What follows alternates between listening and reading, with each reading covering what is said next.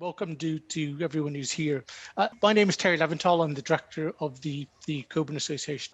This kind of talk really kind of follows on from a series of talks and conversations we had during the run up to this year's Doors Open Days, in which we specifically went out to look at the hidden and contested histories in the city of Edinburgh.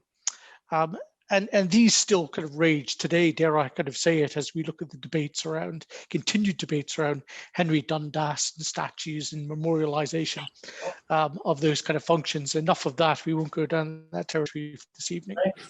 But it's an important function of the association, perhaps not fully appreciated, that understanding that wider intangible heritage and history of the city is actually one of our core purposes. And it's why we're so kind of excited to actually host these kind of events coming forward. So with that being said, without any further kind of ado, just to note that we will be recording tonight. So if you have to dive out from it, you can still catch up on the Cockburn's YouTube channel. And we will be recording this or posting it and broadcasting it live on Facebook tonight as well. So you can tweet your friends, and indeed, if you want to tweet proceedings, please do so using @Cockburn as a link towards these talks. And again, just before I kind of sign off and hide myself from this, if I could ask you kind of all to turn your mute buttons on as well, because I'm hearing a little bit of feedback across the piece. So that's kind of my message for now. I'll come back a bit later on for the Q&A sessions. But if I can introduce our two conversationalists to you this evening. First and foremost is our guest speaker, Claire Mitchell QC, who's an advocate called to the bar in 2003.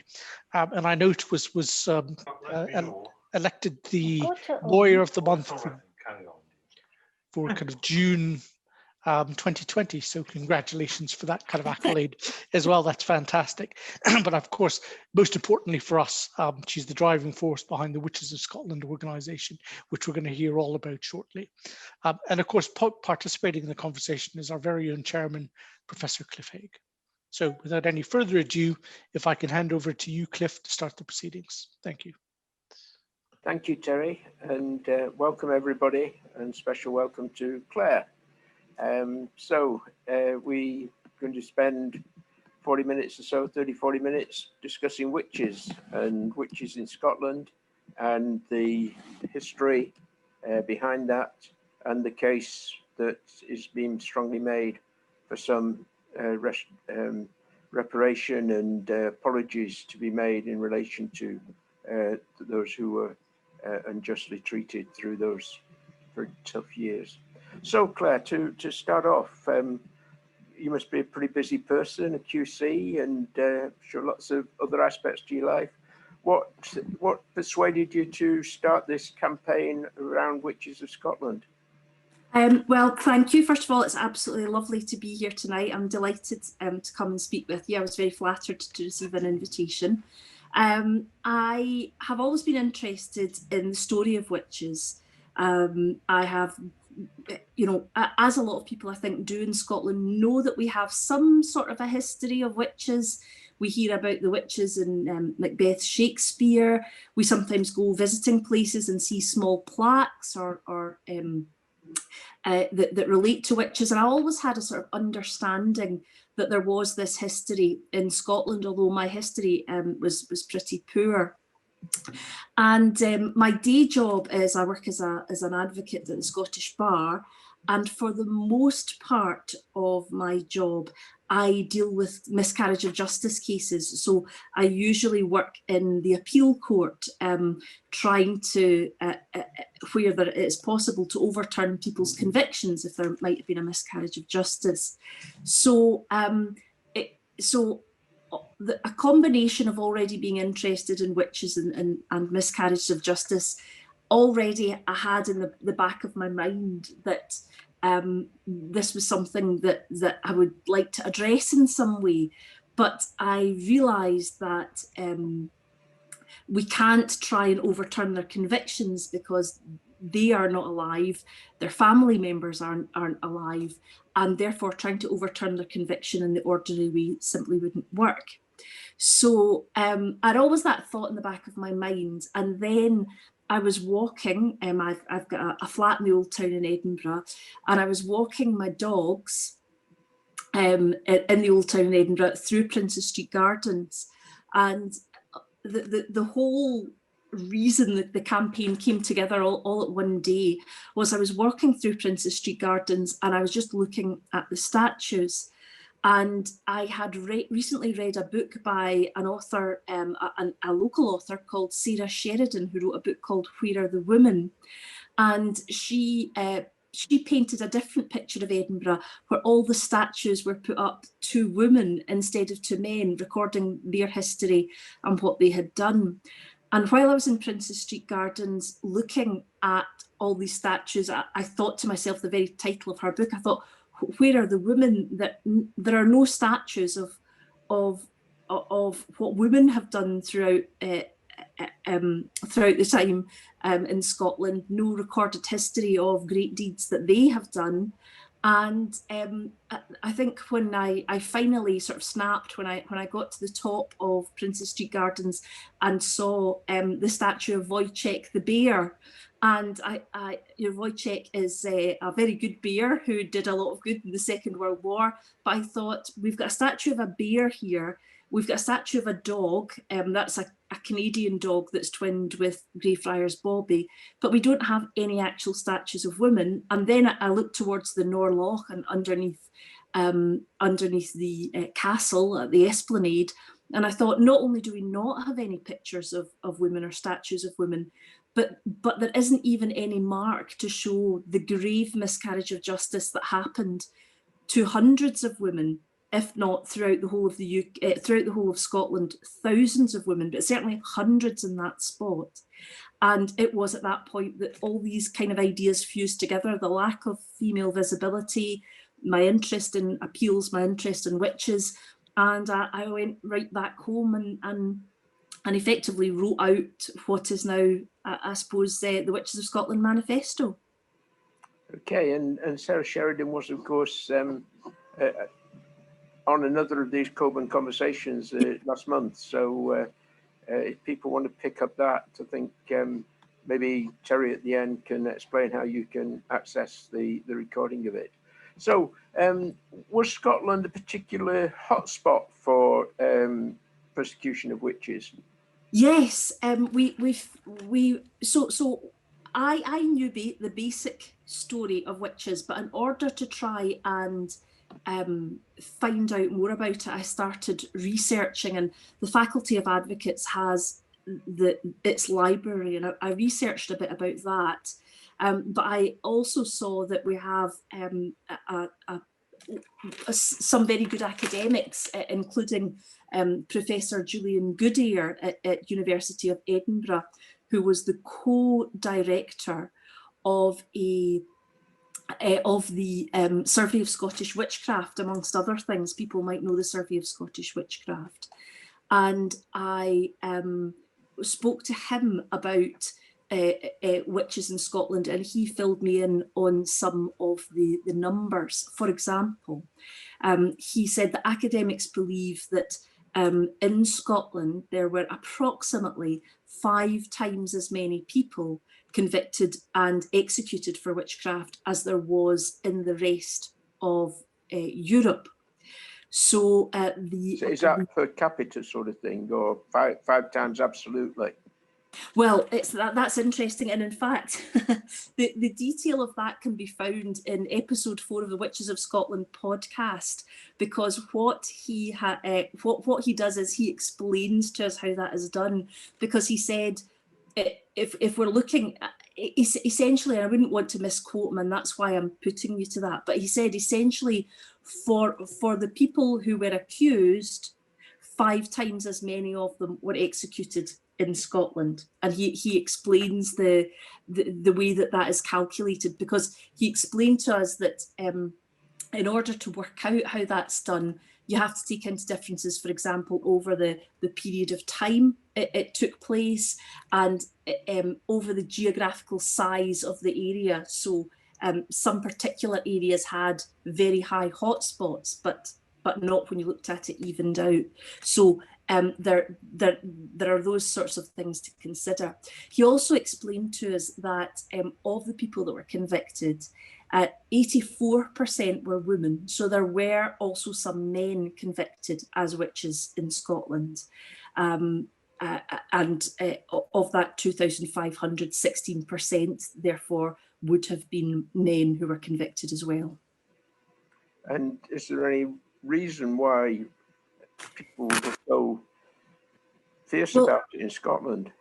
We believe that there's a combination of factors that led to that. So there isn't one particular factor, but there are a number, and those numbers include the fact that in Scotland, James VI, and the First of England, as he later became, was himself pretty much obsessed with the idea of witchcraft. So he, when he came back from Denmark with his new wife, had a terrible crossing on the way back, and he became convinced that he had been cursed by witches. And as a result of that, that started him on a long process of finding out about witches and becoming actively involved in the prosecution of witches, to the extent he actually took part in some of the Berwick witch trials. But that produced, I suppose, what you might describe as, it added to the legitimacy of the idea that there were witches living amongst us, because people saw that the king, the sovereign, truly believed that there were witches living amongst us and they had to be weeded out. So that came from not only the king in the form of the state, it also was the held belief of the church at that time. And therefore, both, as it were, the state and God, those two things coming together, were a powerful force for the belief that witchcraft was a living thing amongst us. One of the other things that was suggested as being part of the reason that witchcraft was so prevalent in Scotland was access to the courts.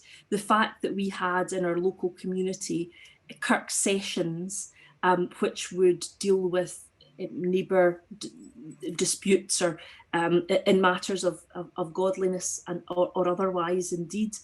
And the fact that people had access to the local courts. So as it were, the more people that were able to make a complaint that would be taken seriously, the more access there was to it. And these are the sorts of factors that they think caused Scotland to be a European leader in identifying women as witches and also executing them.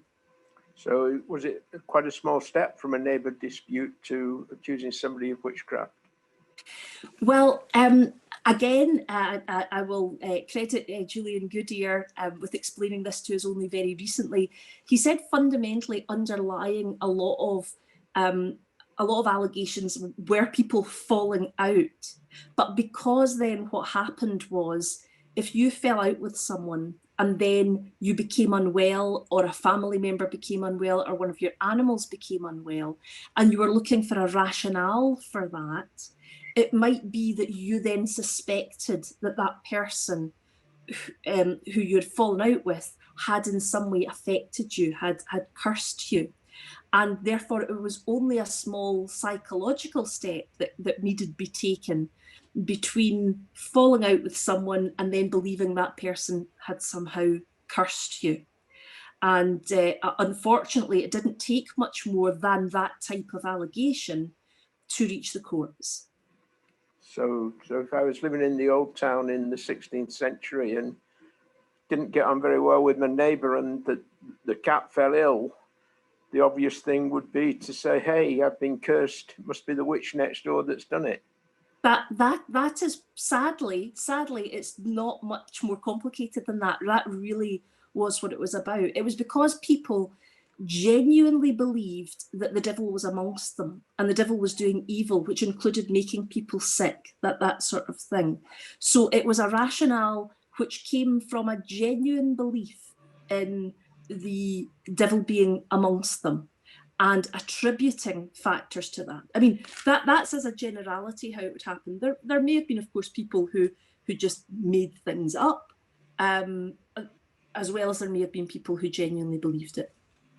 So if somebody was accused of witchcraft, how could they defend themselves? Because given that mindset that you've outlined, the case against them looks pretty damning. I mean, the cat got sick, there'd been a row, and Yeah. the devil's just a step away. So if you go through the horror of being, brought to trial on this, how on earth can you present a defence?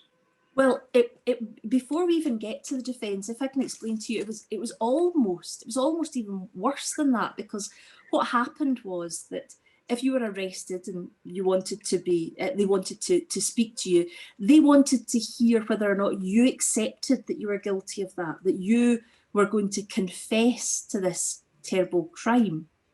So what happened was that they took people in and they tried to get them to confess.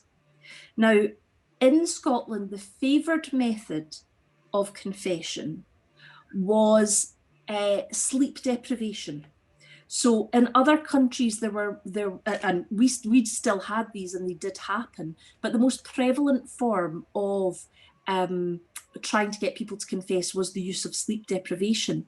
So what would happen was people would be taken in, they would be kept awake, and people would speak to them. The person that was trying to get the confession would speak to them and try to make them confess to being involved with the devil, to being somebody who danced with the devil, who had sex with the devil, who put spells on people. And they would talk to them about this whilst keeping them awake. So it's hardly surprising that days after this kind of torture, people who were out of their mind with the inability to sleep would start talking about these things. The information, of course, about witches, the stories about witches would have been well known to people at the time. They would have been being asked things about witches. So it wouldn't have been difficult to see in that delirious state the fact that they may well confess to being a witch. And confession to a witch usually wasn't enough, because once someone had confessed to being a witch, the next thing that they wanted to know was whether or not there were other people who were with you when you were dancing with the devil, cavorting with the devil, involved in sex with the devil. So the next question would be, well, who was with you? And therefore, you were in a position, again, you may have been, denied sleep, or you may have just needed the torture to end, and people started naming names. And again, that's why we have the sort of periods of panic, because it wasn't just looking at or targeting individual people.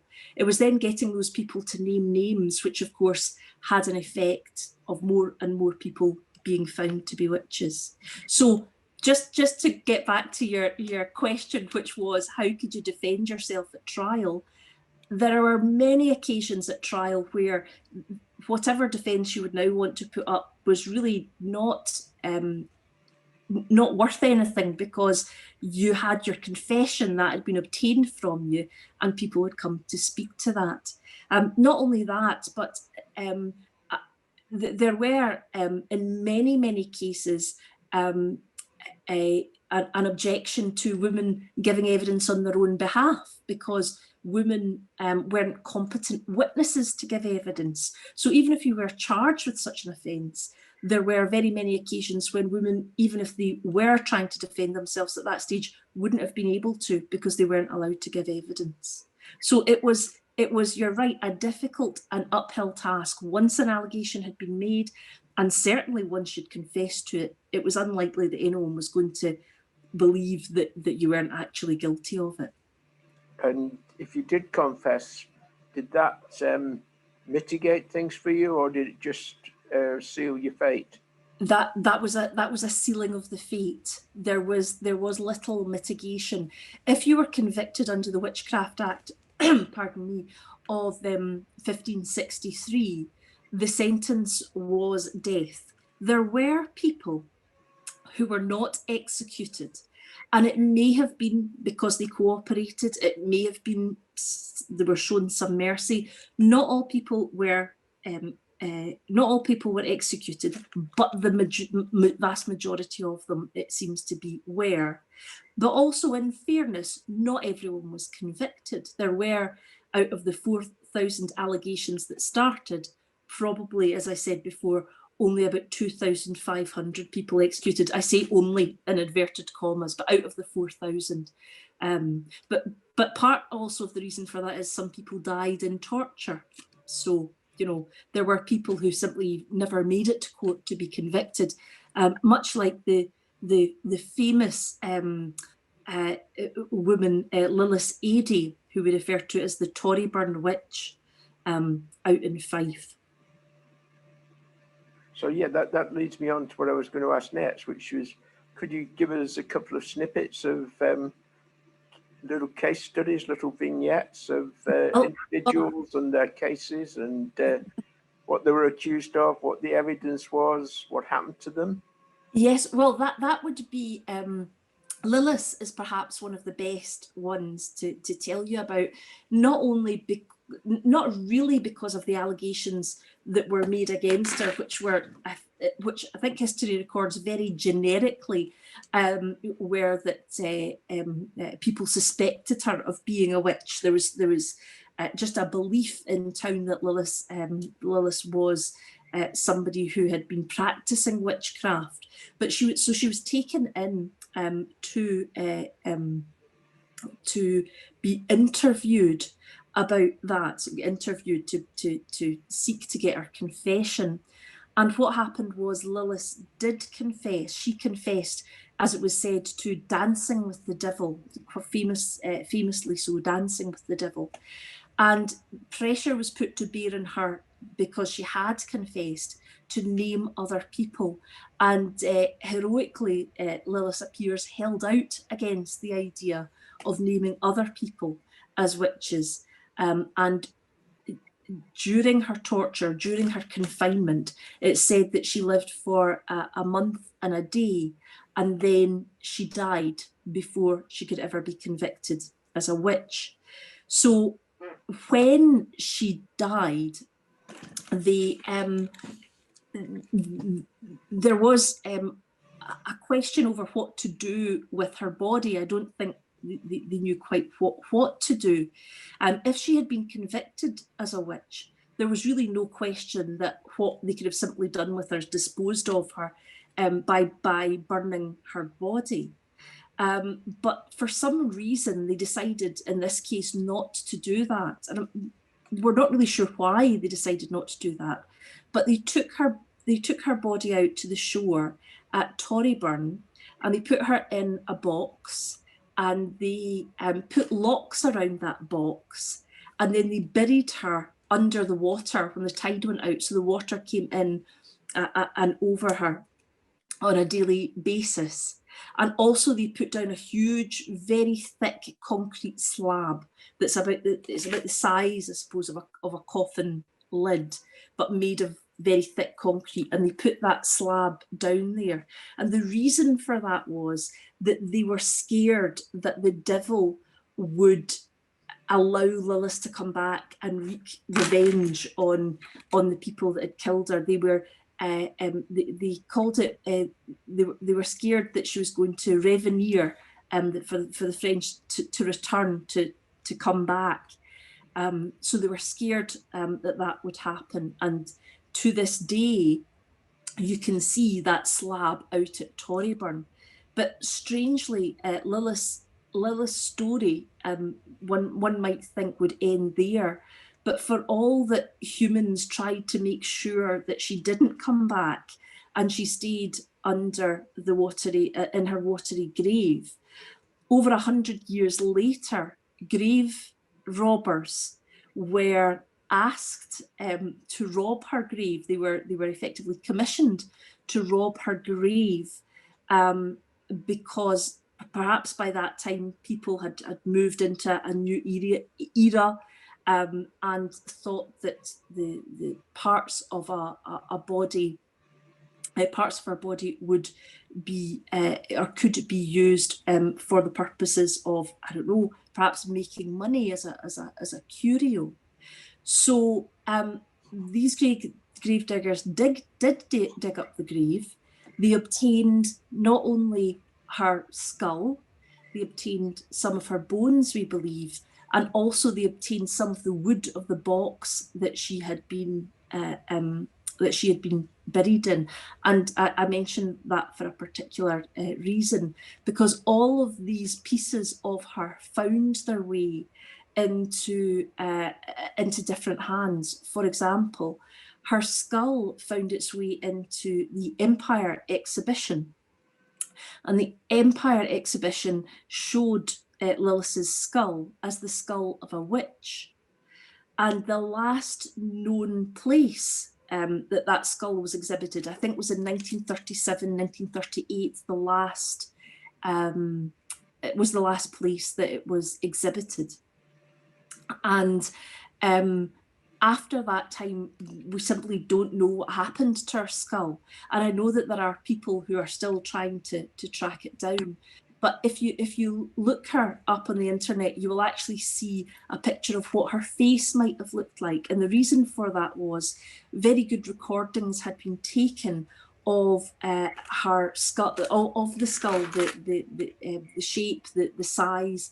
And those recordings were given to a Scottish university, I think University of Dundee, in fact, and they produced a likeness of Lillis's face. But the reason that I also mentioned the splinters that were found, the splinters of wood, and I see somebody is already telling the group this, is that the pieces of wood which were found or which were taken from her box were in fact made into walking sticks. And we understand that there were 2 walking sticks.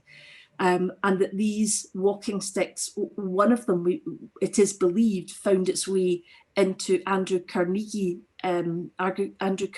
collection, and that indeed may still be held by the Carnegie estate. So there might still be something tangible we have of that. But so it shows you of the enduring interest people have in these things, and I think that's a particularly sad story.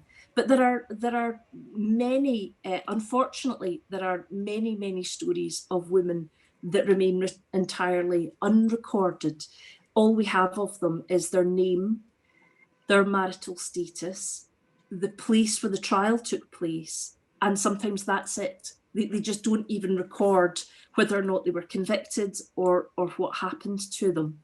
But in others, we have a great deal more detail. For example, the North Berwick trials. But I'll not go into that, or we'd take another 2 hours to go through that particular one.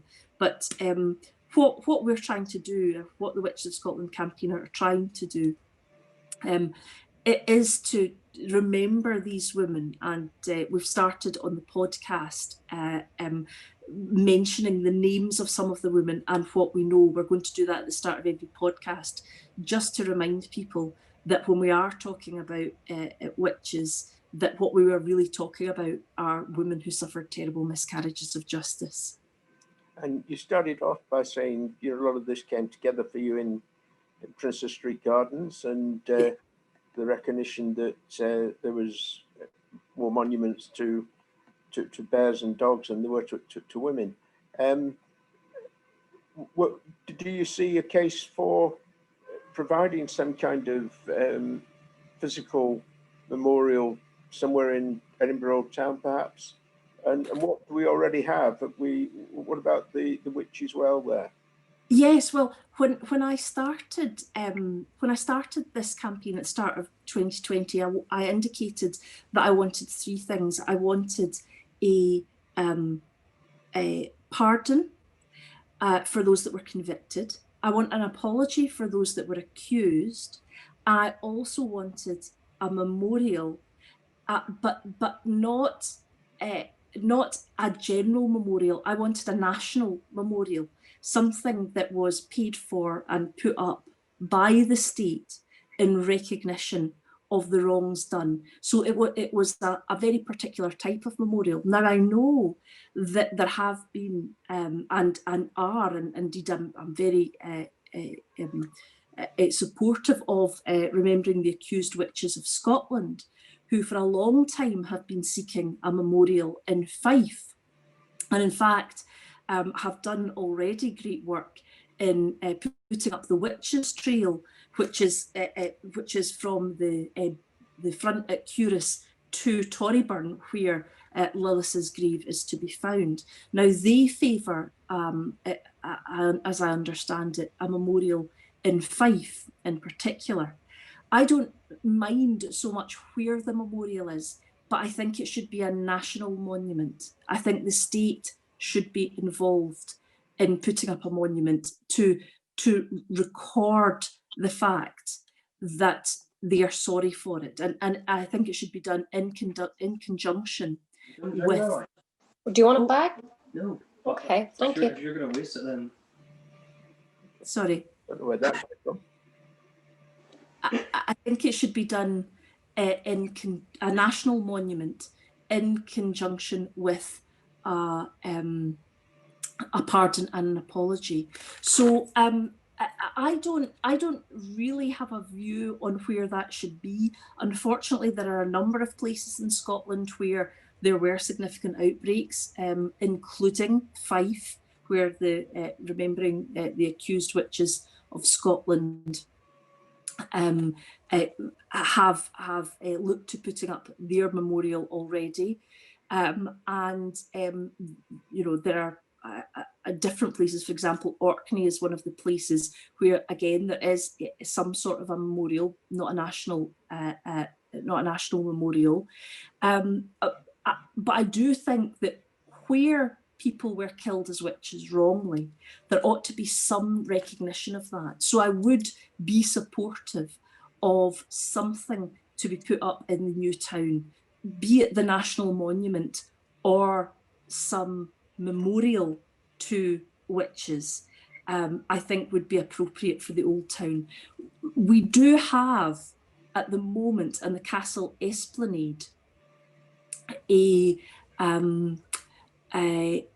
what's called the Witch's Well, and that was Sir Patrick Geddes actually asked the sculptor John Duncan to do to make some form of sculpture in memory of the witches. Now I say that quite carefully, in memory of the witches, because what that particular a piece of sculpture does that well is commemorate what it describes as the duality of people, the fact that some people share their, some people would use their oh, I can see it's coming up on screen there, that some people would use their powers for good and some people would use it for bad. And here we have indeed the Witch's Well. If we just go up, we see there the snake, the two heads, the foxglove, all that's about duality. And the plaque mounted in the well, sorry, if you go back, the plaque mounted on the well, thank you, that says, this fountain designed by John Duncan is near the site on which many witches were burned at the stake. The wicked head and the serene head signify that some used their exceptional knowledge for evil purposes, whilst others were misunderstood and wished their kind nothing but good. The serpent has the dual significance of evil and of wisdom. The foxglove spree further emphasises the dual purpose of many common objects. So it's not identifying the fact that there were a number of people who suffered a grave miscarriage of justice, which is what I think a national monument would speak to. It really is only something, as I suppose, for people to look at to see, oh, here is where witches were killed. And I don't think that's appropriate. I think what we should have is something to point out the fact that this was a terrible miscarriage of justice and that many people lost their lives. And of course, Patrick Geddes was a member of the Council of Trustees of the Cockburn Association. Indeed. So, how did it all end? Because, as you said, the notion of witchcraft was rooted in very deeply held beliefs, and promoted by the most powerful institutions of the state and the church at that time. So how did Scotland escape from this phase of its history? Really, because of the Enlightenment, people started moving away from the idea that the devil was physically amongst us, that he manifested physically amongst us. And people moved away from the idea of witchcraft. And by the 1736, which was when the Witchcraft Act, as it was enforced from 1536, by that time, when it was repealed, at that time, the new act which was put in place simply had the crime of pretended witchcraft. So by that time, it was accepted that witchcraft was not a thing, that pretended witchcraft was enough. And in fact, you couldn't get convicted, you couldn't get executed for the crime of pretended witchcraft. And I think what happened was it simply fell into desuetude as people moved away from those ideas, to the extent that Julian Goodyear explains to us that by the mid 18th, by the 1850, those sorts of that sort of time, when somebody wanted to poke fun at another person in cartoons, which were available in newspapers, they would say that they believe that they would mock them in their belief of witches, or dress them dress them in the cartoon as if they were wearing a witch's outfit to be a source of mockery.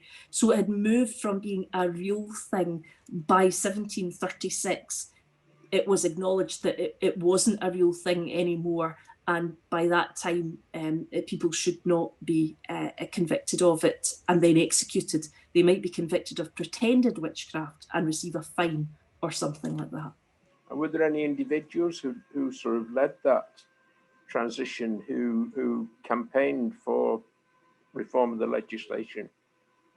I believe that there were. I haven't actually researched that area much, but that's perhaps a really interesting thing that I should now turn my mind to and have a look at. I'm not too sure who it was. Interestingly enough, by the end of James VI's reign, he too began to suspect, even though he had been the greatest proponent of it, he too began to suspect that witchcraft wasn't indeed everywhere as he had believed earlier in his life. But that's definitely an area I should maybe have a look at, so I can speak to you about it next time. Yeah, I see somebody's suggesting a name there, because it does seem to me that, with respect, sort of say it was the Enlightenment that changed things. How to put it? It's quite a kind of high-level explanation.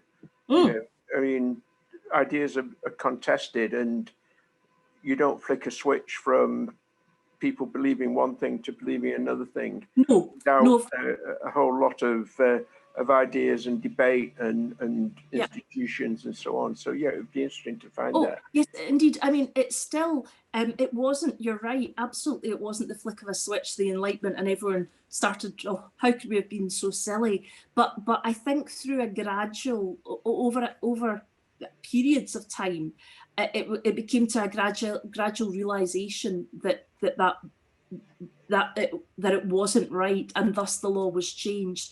And interestingly enough, when people could no longer be convicted and then executed as witches, it seemed less people were interested in making allegations of witchcraft. So the use of it as an act effectively became less and less. And that's why the later Witchcraft Acts weren't used very much. We have a very famous instance of a Scottish woman who was convicted as one of the last persons in respect of a fraud under the Witchcraft Act down in England. That was one of the last people, but that wasn't, as I say, that person isn't part of the Witches of Scotland campaign. We're just campaigning for the people who were convicted between 1563 and 1736 to have their convictions quashed.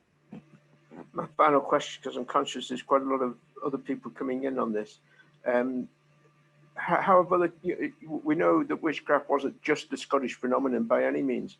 Yes. How have other countries come to address, these wrongs, and other examples from elsewhere in the world where the kind of pardons have been granted and so on, the things that Witches of Scotland are asking for? Yes, speaking worldwide, Salem perhaps are the most famous witch trials ever. They, after they had convicted their witches, because of course people convicted under the Witchcraft Act were witches, that's the fact of the matter. They had over 300 allegations, of which 19 were found guilty, 15 women and 4 men. And even in the same century as they had been convicted, there was already disquiet about the fact that there may have been a miscarriage of justice. And the people involved in the Salem witch trials were piecemeal. They had almost the equivalent of a pardon. It's not really the same thing, because the legal systems aren't the same thing, but the equivalent of what we're looking for.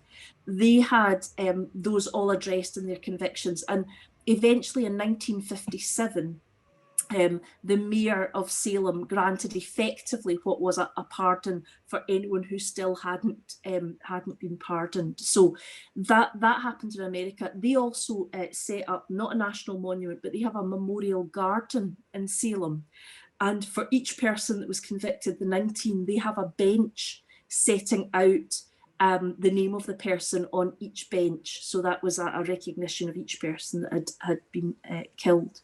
A very famous memorial which was set up in Norway was the Finnmark Memorial. In Norway, in a very, very small area, had a very, very significant number of witch trials. One of the highest, most densely populated, most dense allegations of witchcraft in a small place. And I believe, and I might have got this particular number wrong, but I believe it may have been 91 women that were killed. And there's a memorial in Finnmark, a very beautiful memorial, it's definitely worth looking up, which identifies each of the women and sets out what can be identified of each of those women, what stories there are. There's also in Germany a former, I think he's a former pastor. I've been in contact with him. We're in email contact discussing his how things are going with him, and he travels around Germany to speak to the mayor of each town where people were convicted as witches, and has found some success in having memorials placed in places where people were convicted as witches. So there's certainly a history for it, or there's certainly a precedent, as it were. Lawyers love the idea of precedent. There's certainly some precedents for asking for a pardon. That's excellent. Thanks so much. I'm going to hand back to Terry now so that he can give other people a chance to put their questions. Thanks, Cliff. Great speaking to you. Yeah, Claire, thank you kind of very much for that really stimulating conversation. There's been a list of questions and points kind of made, and I'll try and kind of pick them up and put them to you, Claire, Please do. for making sense. But I think there's an overall strong feeling it's worth just saying at the top for support for your campaign for a national memorial, and people are asking how they could support that. So we'll need to come up with that just at the denouement of this and make sure they have the details for that. But some of the questions that have been put forward there's an interesting one is before the 1597 trials, was there any earlier examples before the 16th century of witchcraft trials in Scotland? Not under the Act. So there were examples of people who were accused of things, but not under the statute. So it wasn't a new phenomena in 1563. The difficulty is that the records are so poor, we don't really have much of a record to go on. I would commend, there's a Julian Goodyear called, well, if I'll go to the Instagram, or Witches of Scotland Instagram page, I should be able to get the name of it for you, because I know it addresses this question. It's called The Scottish Witch Hunt in Context. And that is one of the books which gives you as much information as you can in relation to that. But the idea of witches was not a new phenomena at that time, but the Act made it, the Act and the fact that people would be executed as witches came into being in 1563. Yeah, so that's just the formal legal process that's put in at that stage, but we had this kind of folk tradition of persecution beforehand as well. Yes, and there were also court prosecutions. It's just that we don't have the paperwork. Right, of course. You make a point that a small but significant portion of men were persecuted as witchcraft. Was there any difference in behind their persecution or their prosecution, or was it all quite similar? No, not really. I mean, the one difference would be that the men were able to give evidence on their own behalf, because they would be described as capacs, having the capacity to give evidence. So they could do that, whereas in many cases women couldn't. But otherwise, their trials were the same. And in those days, the women would be accused of, having carnal knowledge with the devil or such, whereas men were usually. Usually the allegation was that they had conducted spells or that sort of a thing. So it was more usual to find that an allegation of women having had sex with the devil and men having spells. But the actual formula of their cases was just the same, save for men usually being able to give evidence. Mm-hmm. And one question which has come in around James VI, and clearly he was a major player, as you've kind of already articulated this. Was there any change in influence that took place when he took on the role of King of England? That's an interesting question. I don't know whether or not there was a change. It's certainly his coming to join the thrones, as it were. The Witchcraft Act was still in place long after it, and I don't know that there was any difference in Scotland. There might have been in England, but my campaign is focused on Scotland, so I haven't actually done researches into how the Witchcraft Act was dealt with in England. Mm-hmm. Okay. Now, one of the kind of issues I recall, I remember kind of once years and years ago as a student doing one of the witchcraft tours and being up at the Duncan Memorial just up on the High Street, and one of the aspects which was discussed then, which we haven't touched upon, was that whole emergence of the significant profession of witch hunters in Scotland. Yes. Of people who were virtually paid commission to go Indeed. Find kind of witches, although we talked about the torturing of them, not actually the kind of hunting them down. I wonder if you could say a word or two about that. Well, one thing I can say, or one thing I can say is about, I know a good story of one witch hunter that got their comeuppance. Unfortunately, that witch hunter was themselves a woman. what had happened was that this woman had convinced authorities in Edinburgh, I believe it was, that she was able to identify who was a witch by meeting them, looking at them, and be able to tell. And of course, this would be much better than the long and problematic obtaining confessions from people to start off with. So they would line up people that they thought that had been accused of witchcraft and asked whether or not she thought they were a witch. However, another local woman believed that this witch finder didn't have powers and was a fraud, effectively. And so in order to test whether or not that happened, she was set up, and the same group of people were placed before her in different outfits to see if she could identify whether or not they were witches. And when the second set of people came through to be identified as witches, she identified different people. So that person was brought down not as a witch themselves, but as a fraudster. And that was at least an example of the fact that there was, although people genuinely did all believe in the idea of witchcraft and the fact that the devil was there, that didn't mean that they were that they simply believed everything that was put before them. And it certainly showed in that case that somebody had the nous to think, I just don't believe this witch hunter. But certainly witch hunting became of course, most feared job. And one of the reasons that witch hunters came into being was that after the first of the 4 periods of satanic panic, as it's described, after the first, the Privy Council was so worried of the amount of prosecutions, which were, as described by them, getting out of control, that they decided to appoint specialist people who could investigate and prosecute cases, and that's how the job came about. But I think that's a whole nother hour's conversation, the story of the witch hunter. Perhaps another podcast for your own website to kind of put in. We have a question that's come in from Facebook, from somebody watching on Facebook, who's asked kind of why there was or was there an association between witchcraft and people with red hair. I mean, you're persecuting gingers again. There isn't per se, I don't think, a link between people with red hair, but people looked for signs anywhere they could possibly find them. So I wouldn't be surprised if anyone who was somewhat out of the ordinary, I mean, I'm not sure how out of the ordinary indeed red hair would be in Scotland. I think it's one of the countries where it's least uncommon.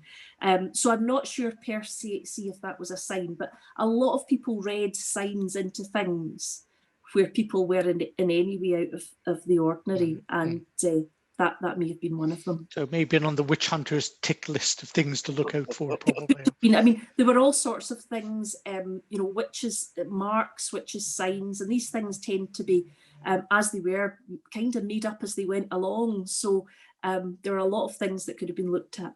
Yeah, it maybe sound a little bit frivolous now, but how dreadful it would have been during those times. To come back to the physicality of it, you touched when you could have introduced the conversation about that site where the Norloch sat and where some 20, or at least 20, kind of witches were put to death on it.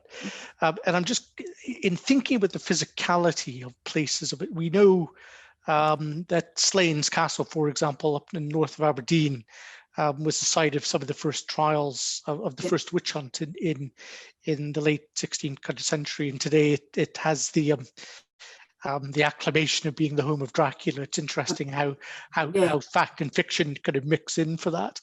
And of course, for those who study local history, Broughton Tolbooth in the New Town was actually a prominent place for the incarceration of witches, either after or before trial.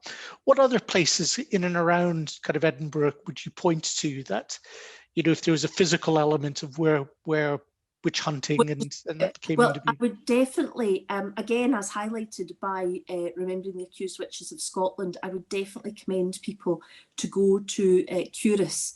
Not only is it an absolutely beautiful place to go, that's the people who maybe haven't been or people who are watching from abroad would know it as a place where the TV show Outlander, parts of Outlander are filmed on it, and it's an absolutely beautiful place. But there, where we can really see living history is if you go to the Witches Trail, which follows along the waterfront on the Fife Coastal Path from Curtis to Torryburn. One can actually see, as you stand at the first plaque, there are 3 plaques along the walk. You can actually see at the first plaque, you can turn back and look at the place where witches would have been kept for their period of incarceration pre-trial. So that's definitely somewhere that I would encourage people to go and see. Mm-hmm. And of course, Eastleigh, I think Trident was a centre for, kind of major witch hunt, and I think in Portseaton or Preston Pans was another. There's a memorial. There's a garden memorial there. Which is beautiful, and I would definitely recommend people go down to Trinent and have a look at that as well. And just kind of, I think a query that comes out of my head in thinking about this is one of the emerging trends in tourism is known as dark tourism, of people seeking to go look out sites and kind of visit sites of torture, of horrible kind of acts, etc., etc. Yeah.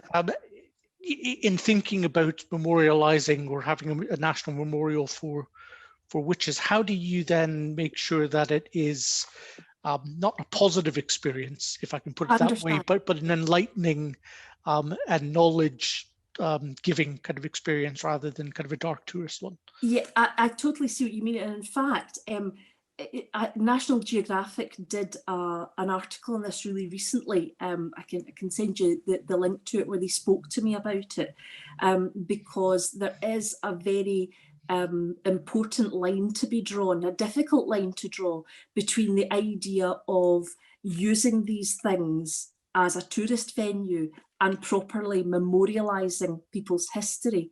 On one view, you want tourists to come and you want them to see the history of the country and to know what has happened. On the other, you don't want to make it simply for, as you have described, dark tourism.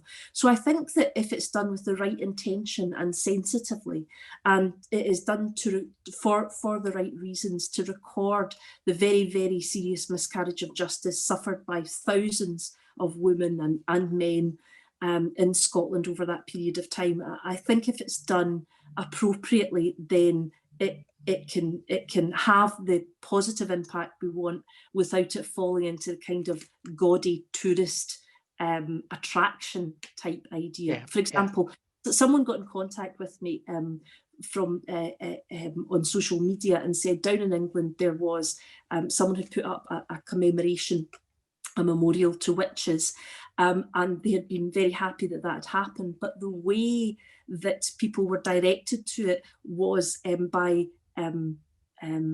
signposts on which had been painted the sort of comic idea of a witch, and it just sets the wrong tone. That's not what it's about. It's about remembering people that came to very, very sad ends, and so it's trying to ensure that we don't do that sort of thing. I mean, I'm not against the idea of people portraying witches or people dressing up as witches or those sorts of things, but when we're actually dealing with, for example, a national memorial, I think we have to be really, really careful to make sure that's really about these women and men who weren't witches, who were people wrongly convicted under the Witchcraft Act. Okay, brilliant. And one final question or soapbox to kind of put you on is people have mentioned how would they go about supporting not only your campaign to produce a national memorial, which is one tangible output, but supporting you and the Witches of Scotland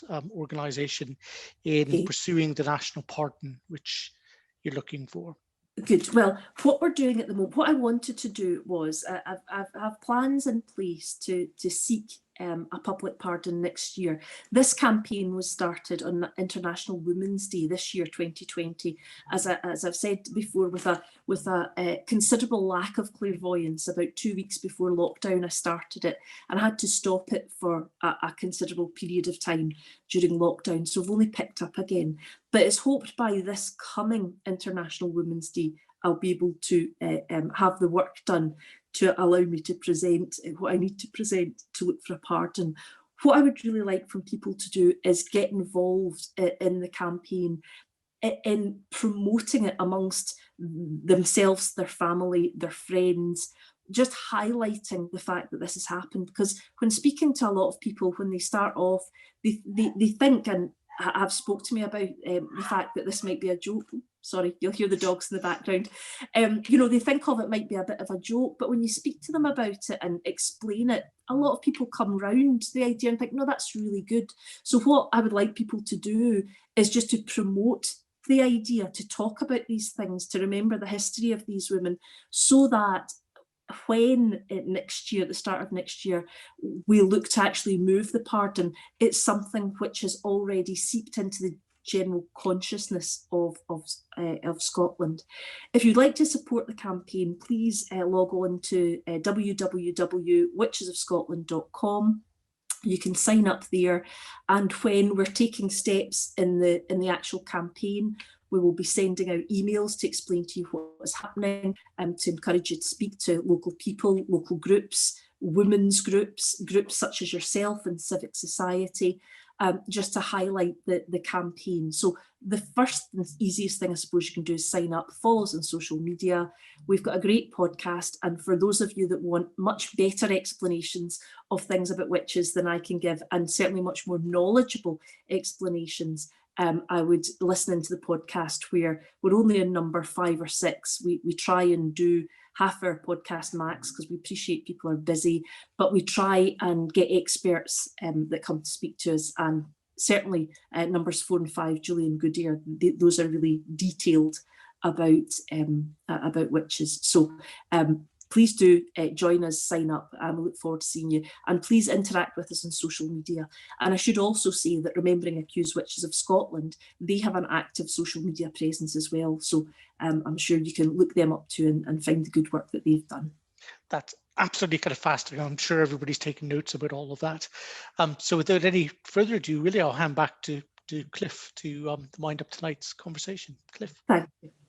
Yeah, so thanks very much indeed, Claire. I think you made really important and particular points there about these great wrongs that were done, and clearly pointed also to positive ways in which we can begin to recognise those wrongs and provide the monument and the pardons that would be appropriate.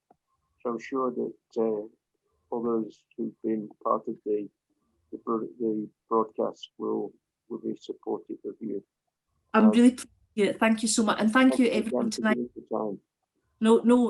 Thank you everyone. I'm so pleased. I'm so pleased so many people have joined in, and thank you for people giving up their time to allow me to, as it were, stand on my soapbox. But please do follow us on social media, and any questions you haven't been able to ask, get on Twitter, where myself or Zoe Venditozzi, she is the author who's doing the podcast with me, we will try and answer any questions we haven't been able to answer tonight. A brief question. I don't use social media, and I've got 2 burning questions I'd like to ask. How can I contact you? If you can contact me, if you get in contact with the Cockburn Association, I'll drop off my email, and you can email me direct if that would work. Yes, so I send email to the Cockburn Association. Yeah, yes, thank you. Thank you, Bob. That's it. You've stuck in and got your unmute button off. So anyway, that's our conversation for this kind of evening. We've run over time, so thank you very much, Professor Hague, as chairman of the Cockburn, for the conversation. Thank you very much, Claire and the Witches of Scotland, for actually giving us an absolutely fascinating evening. As I said, this will be recorded and will be placed up on the Cockburn's YouTube site, so that you can kind of visit it again and share it with kind of friends. Thank you very much, and have a good evening. Thank you. Bye.